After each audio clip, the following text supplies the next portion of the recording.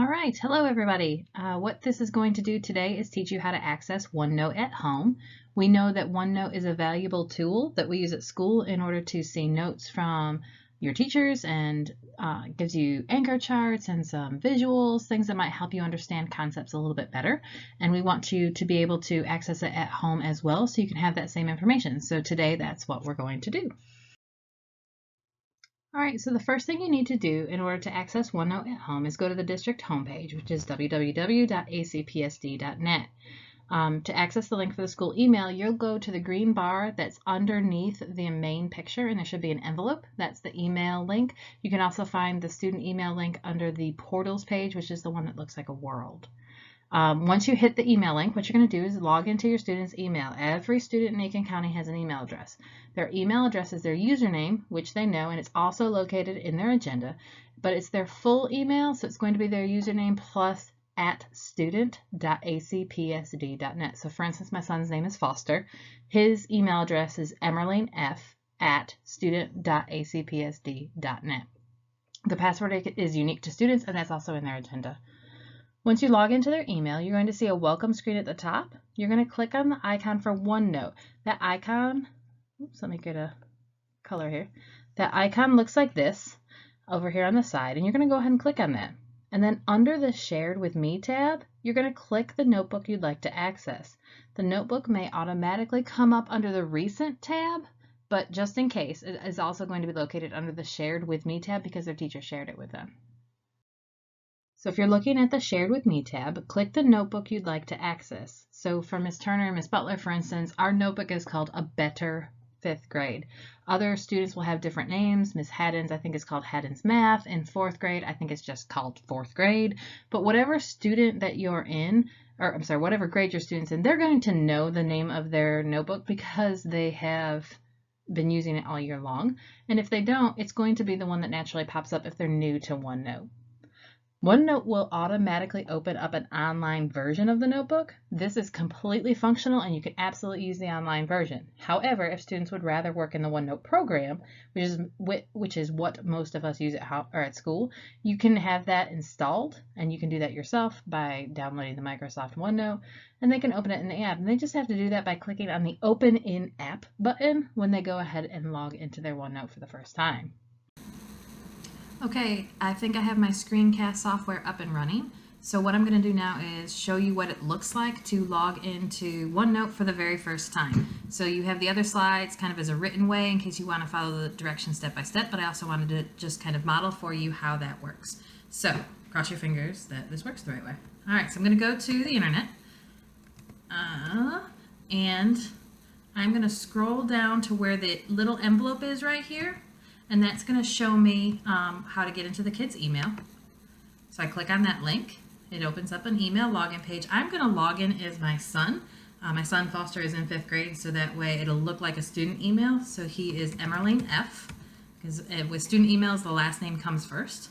Emerling F @student.acpsd.net. That @student.acpsd.net is the same for every student. The only part that's going to change is their username, and remember that's located in the inside of their agenda.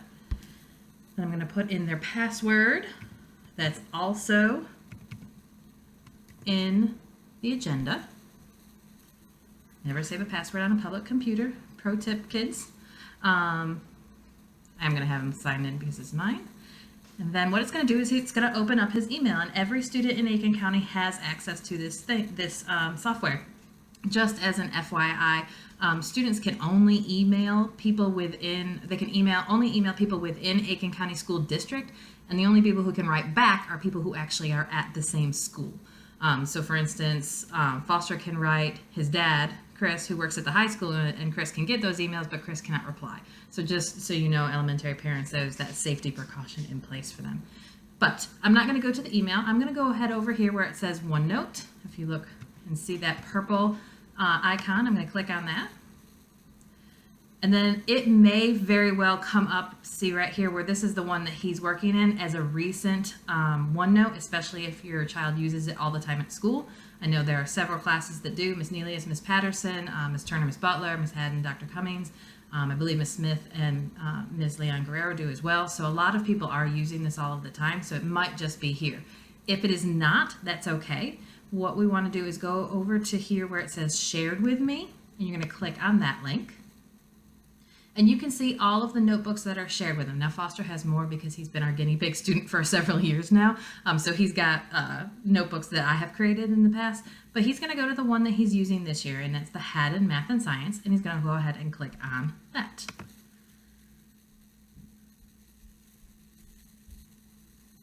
All right, and so what has happened is OneNote has opened up the online version. Now this version is completely functional. In fact, my son is currently sitting in the other room working in his OneNote on his own computer because Ms. Haddon had put some activities in there. But just so parents, you know, the beginning of the notebook, these top icons on the side here, those are all like notes that the teacher has given, and students are not allowed to write in them.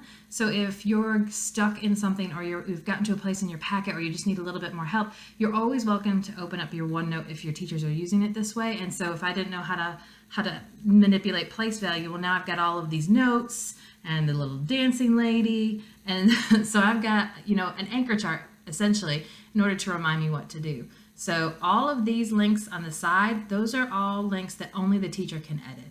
If Foster wanted to do his own work, he would have to click down here where it says his name. Within that aspect, or within that folder, he can manipulate all of these, and he can reply. So let's say, for instance, he's working on math classwork here.